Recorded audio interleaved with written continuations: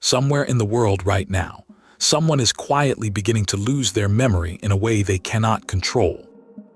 Alzheimer's does not creep in with a single dramatic moment. It arrives slowly, a missed name and a lost set of keys at a time. Almost everyone has, at some point, wondered the same nervous question about their own future. Will this happen to me? Is there anything I can actually do about it? For decades, the honest answer from medicine was mostly no. You could manage blood pressure, sure, but the brain itself seemed to run on its own separate, unstoppable clock. That answer is starting to change, and it is changing from an unexpected direction: the kitchen. Here is a number worth sitting with. The number of people living with dementia worldwide is expected to double by 2030 and triple by 2050, driven largely by the simple fact that more of us are living longer than ever before. Alzheimer's disease gets most of the attention. It is the most familiar name attached to memory loss. But there is a second, quieter cause working alongside it.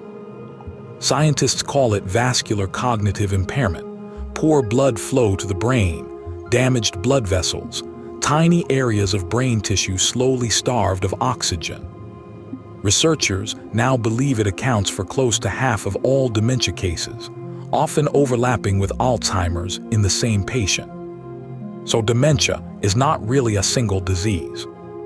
It is closer to a shared destination that vascular damage and Alzheimer's pathology both lead toward, from two different directions. Have you noticed the same risk factors keep showing up everywhere in medicine? High blood pressure, obesity, diabetes, high cholesterol. They raise your risk of a heart attack, your risk of stroke, and it turns out, your risk of dementia too. That overlap is not a coincidence, it is a clue. If the same vascular risk factors feed both heart disease and brain decline, something that protects your blood vessels might protect your brain right along with it. Which brings us to a diet that has spent decades being studied for exactly that kind of protection, almost always with the heart in mind, not the brain. The Mediterranean diet is not really a diet in the modern sense. No calorie counting, no forbidden foods, no 30-day plan. It is closer to how people around the Mediterranean Sea have simply eaten for generations. Vegetables and fruit in large amounts. Whole grains instead of refined ones. Legumes as a regular source of protein. Fish, especially oily fish, far more often than red meat. And running through almost everything, a generous pour of olive oil.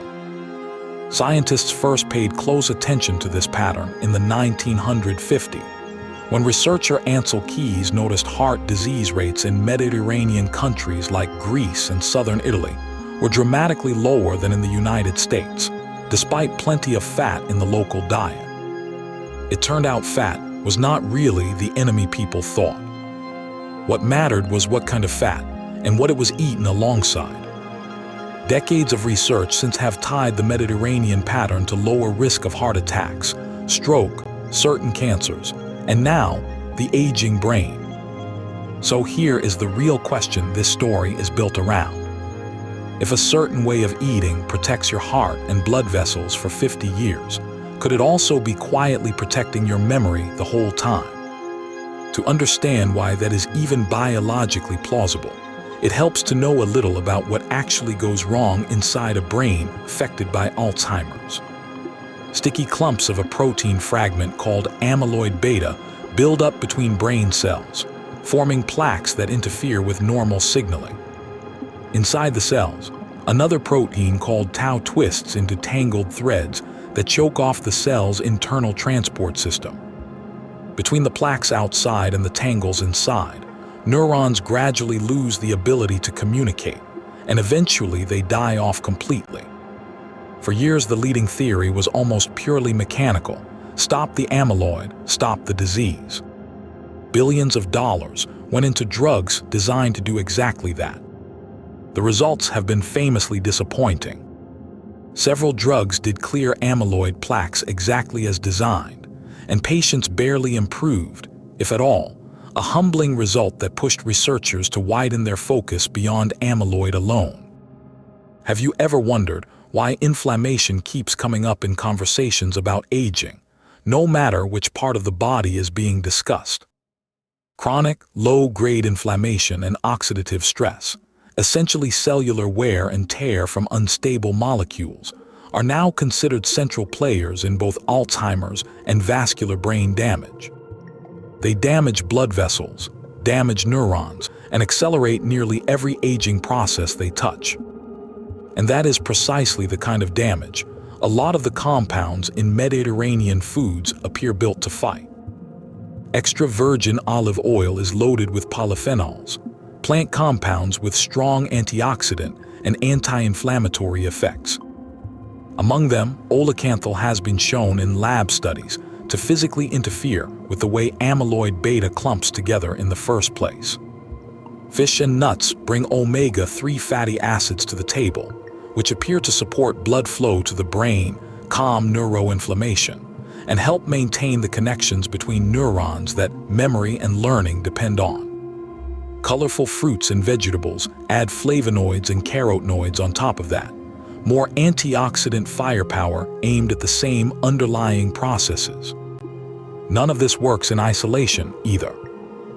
Researchers increasingly think the real power of the Mediterranean pattern comes from all of these compounds acting together on the same inflammatory and vascular pathways from multiple angles at once. There is also a piece of this beyond any single nutrient. People who eat this way tend to live a particular kind of life alongside it. More walking, more time outdoors, more meals shared with other people.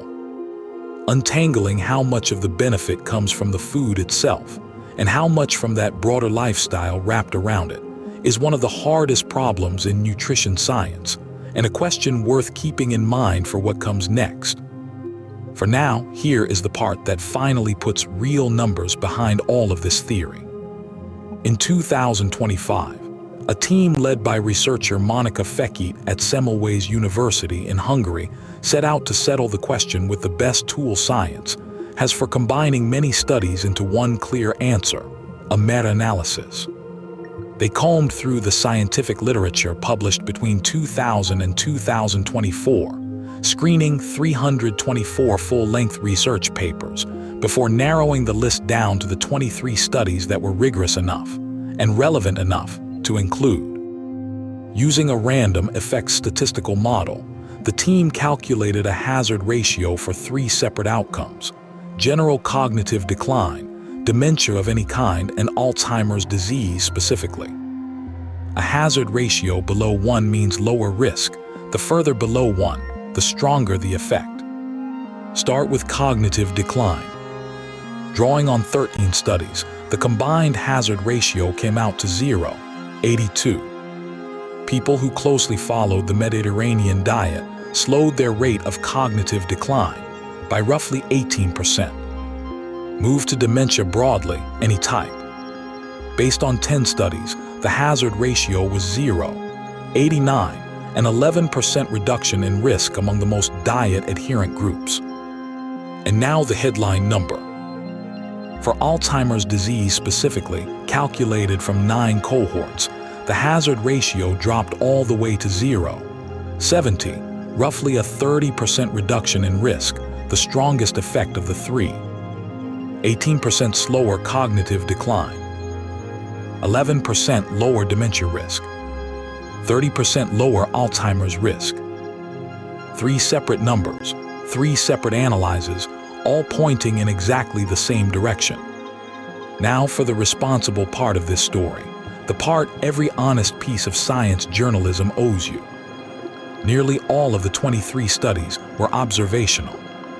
Researchers followed people over years and tracked what happened to their cognitive health, rather than randomly assigning half of them to eat Mediterranean style and the other half not to.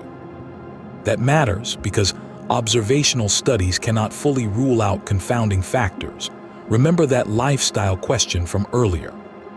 People who eat this way also tend to exercise more, smoke less, and stay more socially connected, any of which could be quietly doing some of the work on its own. The researchers also found real statistical heterogeneity between studies, up to 66% for the dementia analysis, and for 2 of the 3 outcomes, a pattern that can be a warning sign that studies with disappointing results are underrepresented in the published literature. None of that erases the finding. It means this is strong, consistent evidence, not absolute proof. The researchers themselves call for randomized controlled trials, the gold standard of medical evidence, to confirm a direct cause and effect relationship. So where does that leave you, watching this and wondering if any of it is worth changing your habits over? Nobody is claiming olive oil is a miracle cure, and nobody serious is telling you it guarantees you will never develop Alzheimer's. That is not how this works, and you should be suspicious of anyone who tells you otherwise. What the evidence does support is something more modest and arguably more useful. A dietary pattern most people already know how to prepare, built from real food from any grocery store, tied to a meaningfully lower risk of one of the most feared diagnoses in aging. More vegetables, more whole grains, more fish, more olive oil, more nuts.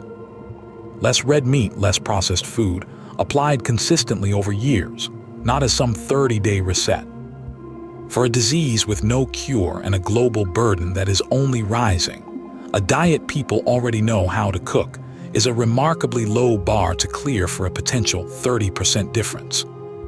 This research came from Monica Fekete and colleagues at Semmelweis University, published in the journal GeroScience in 2025.